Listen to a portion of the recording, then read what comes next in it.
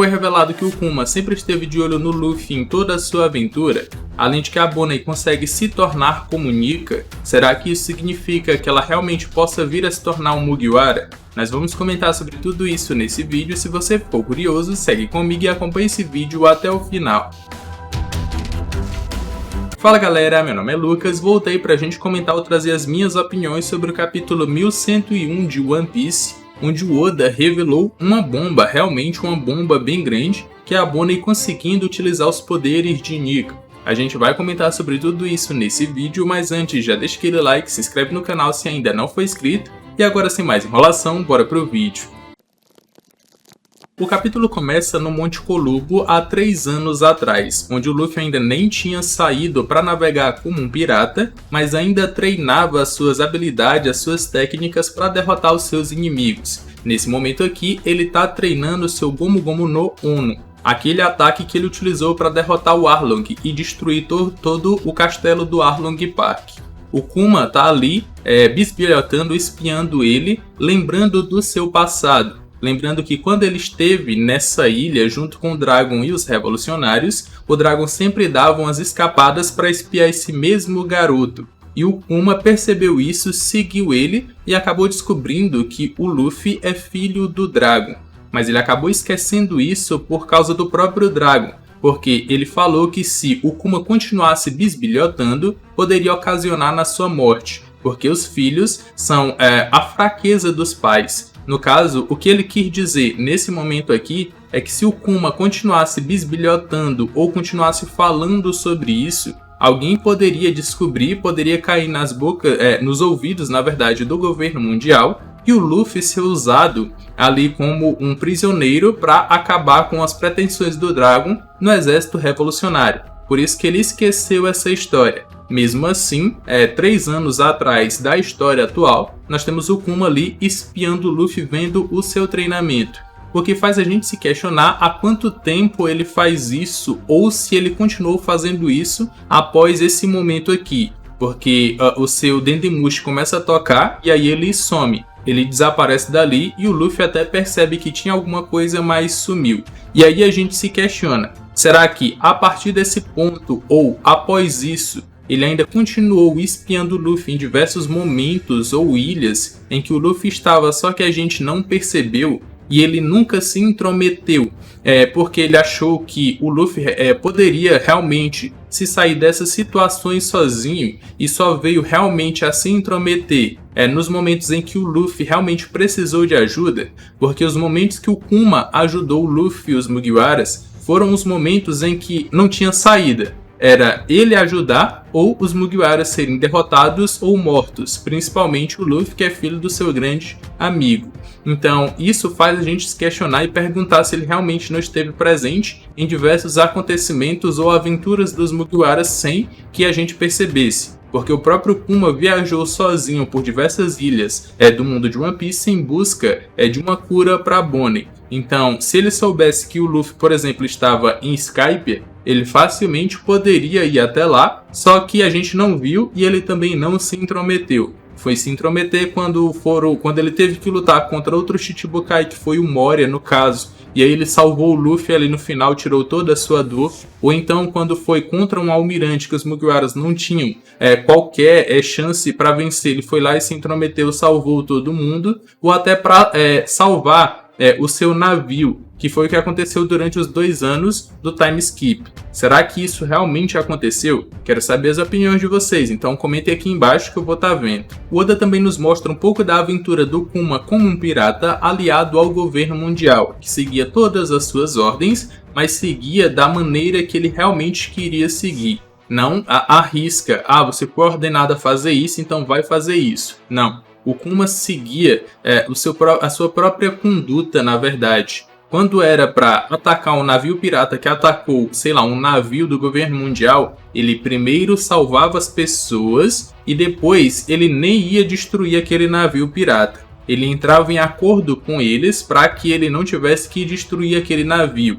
Então ele realmente cumpria todas as suas ordens, mas da sua maneira. E em todo esse tempo ele não parou de escrever cartas para Bonnie para contar dos diversos cenários e ilhas incríveis que ele via e passava, e queria que a Bonnie estivesse com ele. E essas também são ilhas que ele planeja navegar com ela quando ela realmente se recuperar. Ele mandava inúmeras cartas, mas essas cartas não chegavam. Eram basicamente ali 10 cartas por mês que ele escrevia à mão para sua filha, mas essas cartas nunca chegavam, porque a CP8, que tinha como líder a Alpha, acabava lendo todas aquelas cartas, mesmo que não tivesse um código escondido ou alguma informação importante, ela ainda assim rasgava só de ruim e não passava essas cartas para Bonnie, que acabava ficando triste por não receber nenhum contato do seu pai e fazia com que ela ficasse com raiva e descontasse toda essa raiva nos amigos do seu pai, aquela rapaziada que cresceu com o Kuma, com a Ginny e tá cuidando agora da Bonnie. E ela utilizava seus poderes para treinar com eles, mas escondia os seus poderes da CP8.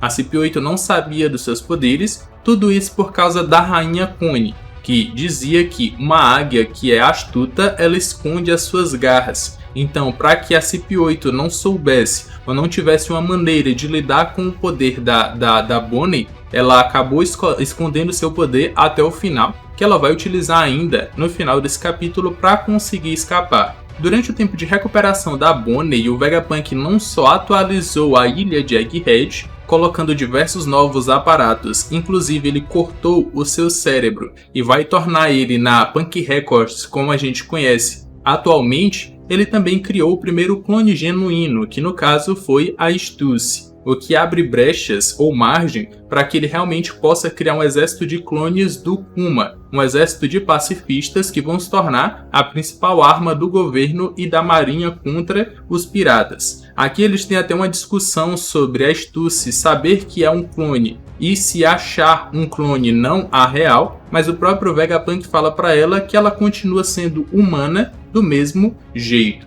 Mas também tem uma discussão sobre a consciência do Kuma e o que poderia acontecer, o que poderia mudar caso ele perdesse a sua consciência. E a consequência mais grave disso é que, por mais que o Kuma faça tudo que o governo mundial quer atualmente, pode ser que chegue um momento em que o governo mundial vá dar uma ordem que ele não vai querer cumprir. Ou seja, sei lá, matar um inocente, matar uma criança, o Kuma nunca vai querer fazer isso. Mas se ele não tiver consciência, ele realmente vai fazer sem reclamar, sem pestanejar ou falar qualquer coisa. Mas Vegapunk fala que vai manter sua promessa e manter o mínimo de consciência possível do Kuma até que o projeto esteja totalmente concluído. E é com essa consciência que o Kuma vai continuar mandando cartas para sua filha para mostrar o quanto ama ela. Mas também vai ser esse tempo que ele vai utilizar para salvar os Mugiwaras em diversos momentos, o que vai resultar no time skip.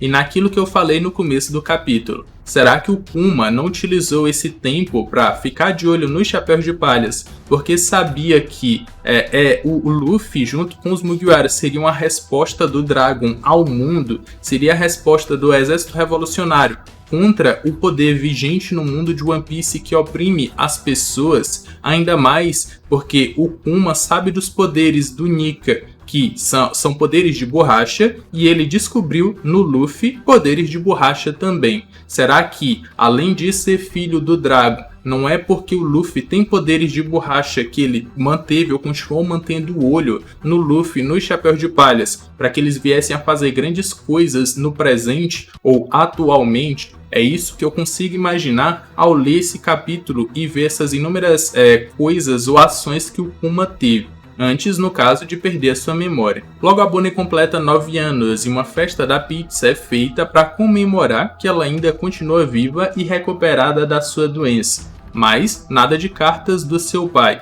Ele falou que quando ela completasse 9 anos ele mandaria cartas, mas não é como se ele não estivesse mandando cartas, é que as cartas ainda não estavam chegando ou não estavam chegando. E as pessoas do reino de Sorbet começam a desconfiar disso, porque o Kuma não é do tipo de pai que não liga para os seus filhos, e na verdade ele deveria estar sim mandando as cartas, só que as cartas ainda não estavam chegando. E também completa-se 1 ano depois da cirurgia da Bonnie. que é o tempo necessário para que ela pudesse, para não ter, né, qualquer condição adversa à sua doença, e ela realmente pudesse sair no sol sem correr o risco de morrer, sem correr o risco de inúmeras joias serem criadas do seu corpo. Mas ainda assim, a CIP-8 não queria deixar, o que acendeu ainda mais desconfiança da população, e principalmente da Rainha Connie, sobre a sua presença ali e o que eles realmente queriam com a Bonnie, porque o ano que foi dado já passou, então ela não deveria ou não poderia continuar presa naquela igreja. Mas a CIP-8 dá um outro vacilo, que é deixar a informação de que eles são agentes do governo vazar, que eles estão ali para manter a Bonnie presa como refém, para que o Kuma seguisse todas as ordens do governo mundial. Então um plano para fazer a Bonnie fugir do reino de Sorbet sem ser percebida é criado rapidamente. Ela se passa pela Rainha Connie para sair da igreja, e um navio já preparado para ela estava pronto para que eles pudessem zarpar. E a sua tripulação são todos aqueles amigos do Kuma que cresceram com ele e cuidaram da Bonnie até hoje. Eles são a tripulação dela e iniciaram essa jornada não para se tornar uma pirata, mas para encontrar o seu pai. Só que, como eles navegaram clandestinamente, em um determinado momento acabaram se tornando piratas. E a Bonnie acabou se tornando um dos supernovas que chegaram ao arquipélago de Sapwood com a recompensa de 100 milhões de beris. Mas para que eles realmente pudessem zarpar da ilha,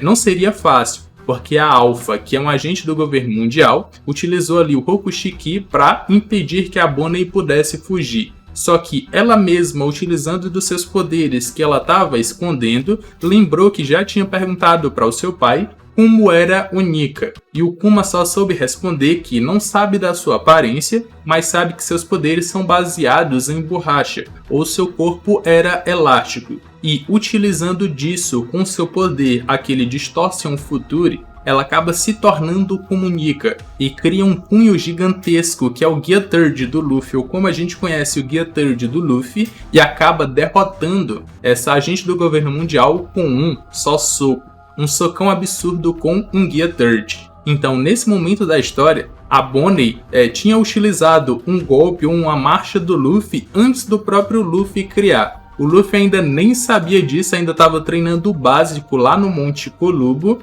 e a Bonnie já tinha utilizado o Gear Third. Mas eu não vejo como realmente o Gear Third, mas a forma como o Luffy fica quando ele tá no Gear 5, no Nika, porque o Luffy utiliza o Gear Third como uma marcha, mas quando ele tá no Gear 5, o Gear Third já é natural. Ele infla os seus músculos com muita força de maneira natural, que foi o que a Bonnie utilizou aqui. Não é que ela tenha se inflado, tipo, jogou ar para dentro dos seus músculos como o Luffy faz no Gear Third, mas ela cresceu naturalmente utilizando do seu Distortion Future. Então ela já foi utilizando o punho do Nika realmente como o Luffy utiliza quando está no Gear 5, que ele não precisa realmente soprar ar para dentro dos seus músculos. E com isso ela acaba derrotando essa agente do governo mundial. Eu vejo que esse aqui é mais um ponto que liga diretamente a Bonnie, Luffy e a ela entrar para o bando dos Chapéus de Palhas. Porque em inúmeros vídeos eu já venho falando que era pro próprio Kuma entrar pro bando.